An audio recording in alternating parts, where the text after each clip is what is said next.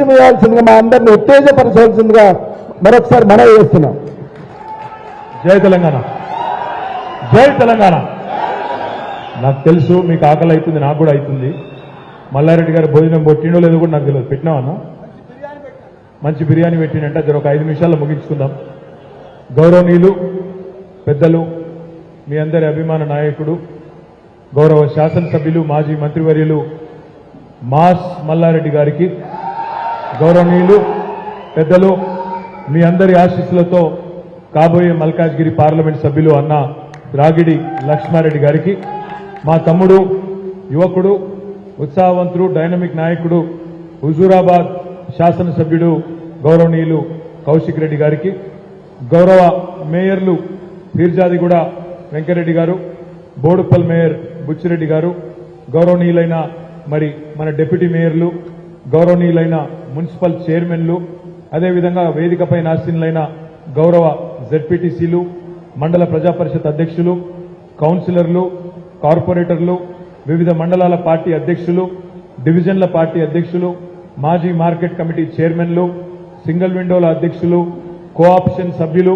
పేరు పేరున వేదికపైన ఉన్న వైస్ చైర్మన్లు, వేదికపైన ఉన్న ప్రతి ఒక్కరికి, వేదిక ముందున్న మా ఆడబిడ్డలకు, అన్నదమ్ములకు, పాత్రికేయ మిత్రులకు పేరు పేరున అందరికీ హృదయపూర్వకంగా నమస్కారం, హృదయపూర్వకంగా మీ అందరికీ శుభాకాంక్షలు. నిన్ననే ఉగాది పండుగ, తెలుగు వారందరికీ గొప్పగా జరుపుకునే పండుగ ఉగాది. మరి ఉగాది పండుగ రోజు అందరం బ్రహ్మాండంగా ఉగాది పచ్చడి తాగుతాం. ఆ ఉగాది పచ్చడిలో పెద్దవాళ్ళు చెప్తారు 6 రుచులు కలిసి ఉంటాయని చెప్తారు. 6 రుచులు, తీపి, వగరు, పులుపు, చేదు అన్ని కలిపితేనే ఆ పచ్చడి 6 రుచులతోని మంచిగా చేసే పచ్చడి చేసి మనకు అందరు కూడా ఇంట్లో తాగుతాం. ఎందుకు తాగిపిస్తారు ఉగాది పచ్చడి?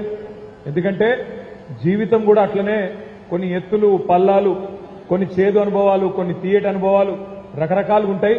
అన్నిటికీ ప్రిపేర్ అయి ఉండాలని చెప్తారు. ఇప్పుడే ఇక్కడికి వచ్చినాక మల్లారెడ్డి గారు, వెంకటరెడ్డి గారు, మిగతా మిత్రులు చెప్తా ఉన్నారు, కొంతమంది నాయకులు అక్కడ ఇక్కడ పోతున్నారన్నా, కానీ కార్యకర్తలు కానీ ప్రజలు కానీ మన వైపే ఉన్నారని చెప్తున్నారు. అందుకే నేను మీ అందరికీ చేసే విజ్ఞప్తి ఒకటే, ఒక రాజకీయ పార్టీ అన్న తర్వాత ఎట్లయితే ఉగాది పచ్చడిలో అన్ని రకాల రుచులుంటాయో అట్లనే రాజకీయ పార్టీ అన్నప్పుడు కొన్నిసార్లు గెలుస్తాం, కొన్నిసార్లు ఓడుతాం, కొన్నిసార్లు పోరాటాలు చేస్తాం. అయినంత మాత్రాన గెలిచినప్పుడు పొంగిపోయేది లేదు, కళ్ళు నెత్తికెక్కించుకునేది లేదు. ఓడిపోయినంత మాత్రాన కుంగిపోయి ఇంట్లో పండుకునేది లేదు. తప్పకుండా ప్రజలిచ్చిన బాధ్యత, ప్రజలు ప్రధాన ప్రతిపక్షంగా మీరు కొట్లాడండి. మీకు 2 సార్లు అవకాశం ఇచ్చినాం ప్రభుత్వంలో, ఈసారి మీరు ప్రధాన ప్రతిపక్షంగా పనిచేయండి అని చెప్పి 39 సీట్లు ఇచ్చి మనను ప్రజల తరఫున కొట్లాడమని చెప్పి ఒక బాధ్యత అప్పచెప్పింది. ఆ బాధ్యత నిర్వర్తిస్తూ ఆ క్రమంలో ఇలా ఎన్నో రకాల అంశాలు తీసుకొని ముందుకు పోతా ఉన్నాం. కేసీఆర్ గారు పెద్దలు మన తెలంగాణ రాష్ట్ర సాధన కోసం 14 ఏళ్లు కష్టపడడమే కాకుండా ఆఖరికి చావు నోట్లో తలబెట్టి తెలంగాణ తెచ్చిన నాయకుడు మన నాయకుడు కేసీఆర్ గారు. అందుకే తెలంగాణ ప్రజలు ఏ నాయకుడైతే పోరాడి తెలంగాణ తెచ్చిండో ఆయన చేతుల్లో అయితేనే తెలంగాణ బాగుంటుందని చెప్పి 10 ఏళ్లు మనకు అవకాశం ఇచ్చింది. అవకాశం ఇచ్చినప్పుడు చాలా పని చేసినాం. మంచినీళ్ల సమస్య పరిష్కారం చేయడం కానీ, సాగునీటి సమస్య పరిష్కారం చేయడం కానీ, కరెంటు సమస్య పరిష్కారం చేయడం కానీ, పేదవాళ్లను కడుపులో పెట్టుకొని చూసుకోవడం, 200 రూపాయల పెన్షన్ 2000 చేయడం, పేదింటి ఆడపిల్ల పెళ్లైతే 1,116 రూపాయలు ఇవ్వడం, పేదింటి ఆడబిడ్డ ప్రసవానికి పోతే కేసీఆర్ కిట్లు ఇవ్వడం, ఆ పిల్లలు స్కూల్కి పోతే బ్రహ్మాండమైన భోజనం పెట్టడం, ఇట్లా ఎన్నో కార్యక్రమాలు, కొత్త మెడికల్ కాలేజీలు, కొత్త పాఠశాలలు, 1-2 కాదు 10 ఏళ్లలో చాలా పనులు చేసుకున్నాం. సరే, కారణమైన ఏదైనప్పటికీ ప్రజలు ఒక్కసారి వేరే వాళ్ళకి ఛాన్స్ ఇద్దాం, 10 ఏళ్లు కేసీఆర్ కు టీఆర్ఎస్కి ఇచ్చినాం కదా అని చెప్పి ఈసారి కాంగ్రెస్ పార్టీకి అవకాశం ఇచ్చింది. కానీ ఒక్కసారి మీరు గుర్తు తెచ్చుకోండి, ఎన్ని అబద్దాలు చెప్పింది కాంగ్రెస్ పార్టీ అధికారంలోకి రావడానికి. అరిచేతిలో వైకుంఠం చూపెట్టి 420 హామీలిచ్చి 420 హామీలిచ్చి ఇలా గద్దెనెక్కి కూర్చున్నాడు కాంగ్రెస్ పార్టీ ముఖ్యమంత్రి రేవంత్ రెడ్డి గారు. ఎన్ని చెప్పిండు యాదకుండాలో మీకు. ఇక్కడున్న రైతు బిడ్డలు, మా గట్కేసర్ వాళ్ళు గుర్తు తెచ్చుకోండి. డిసెంబర్ 9 నాడు నేను ముఖ్యమంత్రి అవుతున్నా, కాంగనే 2 లక్షల రుణమాఫీ మీద సంతకం పెడతా, ఇప్పటిదాకా లోన్ తెచ్చుకోని వాళ్ళు ఉంటే పరుగున వండి పోయి బ్యాంకుకు పోయి 2 లక్షలు తెచ్చుకోండి అని చెప్పిన మాట మర్చిపోవద్దు. అదేవిధంగా ఇంట్లో ఉండే కోడలి పిల్లలకు 2,500 రూపాయలు ఇస్తా, ఇంట్లో ముసలోళ్ళుంటే 4,000 ఇస్తా, ఇద్దరు ముసలోళ్ళుంటే ఇద్దరికి 4,000 చొప్పున 8,000 ఇస్తా అని మాట్లాడిన మాట మర్చిపోవద్దు. అదేవిధంగా 1-2 కాదు, మా తమ్ముళ్ళకి చెప్పిండు, మా చెల్లెలకు చెప్పిండు, సంవత్సరంలో 2 లక్షల ఉద్యోగాలు ఇస్తా, మొదటి సంవత్సరంలోనే 2 లక్షల ఉద్యోగాలు ఇస్తా అని చెప్పిండు. చెప్పుకుంటూ పోతే 420 హామీలు ఇష్టం వచ్చినట్టు నోటికొచ్చినట్టు అడ్డగోలు హామీలు అడ్డగోలు మాటలు మాట్లాడి అక్కడ వచ్చి అలా అధికారంలో కూర్చున్నారు. 100 రోజుల్లో అమలు చేస్తాం 6 గ్యారెంటీలు అన్నాడు.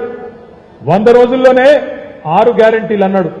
రైతులకు ఇచ్చిన ఒక్క హామీ కూడా అమలు చేయలే. 2 లక్షల రుణమాఫీ అమలు కాలే. డిసెంబర్ 9 పోయింది, జనవరి 9 పోయింది, ఫిబ్రవరి 9 పోయింది, మార్చి 9 పోయింది, నిన్ననే ఏప్రిల్ 9 కూడా పోయింది. అంటే 4 నెలలు నిండింది, 5వ నెలలో అడుగుపెట్టినా రుణమాఫీ గురించి ప్రస్తావన లేదు. అదేవిధంగా ఆడబిడ్డలు 1,67,00,000 మంది ఆడబిడ్డలు ఎదురు చూస్తున్నారు. 18 ఏళ్లు నిండిన ఆడబిడ్డలు. మాకెప్పుడు వస్తాయి మహాలక్ష్మి పథకం 2,500 రూపాయలు 100 రోజుల్లో ఇస్తామన్నావు కదా, ఏది రేవంత్ రెడ్డి గారు అంటే ఏమంటున్నాడు? ఎకసెక్కాలు ఆడుతున్నాడు. నేను సెక్రటేరియట్ లో లంకె బిందెలు ఉంటాయనుకొని వచ్చినా ఇక్కడ లంకె బిందెలు లేవు, ఖాళీ కుండలు ఉన్నాయి అని మాట్లాడుతున్నాడు రేవంత్ రెడ్డి గారు. ఎక్కడన్నా లంకె బిందెల గురించి ముఖ్యమంత్రి మాట్లాడంగా విన్నామా మనం? అసలు లంకె బిందెలు ఎవరెత్తుకుతారు? గడ్డపారలు పట్టుకొని, తట్టపారలు పట్టుకొని, నెత్తి మీద తువ్వాల కప్పుకొని అర్ధరాత్రి లంకె బిందెల కోసం పాడుబడ్డ గుడులల్లా, పాడుబడ్డ కోటలల్లా, పాడుబడ్డ గడిలల్లా ఎవరు తిరుగుతారు? దొంగలు తిరుగుతారు. మరి ఈయన ఏం చేస్తుండనో ఇదివరకు నాకు తెలియదు రేవంత్ రెడ్డి, కానీ ఇలా లంకె బిందెలని మాట్లాడుతున్నాడు. ఇక ఇంకో దిక్కు, అయ్యా రేవంత్ రెడ్డి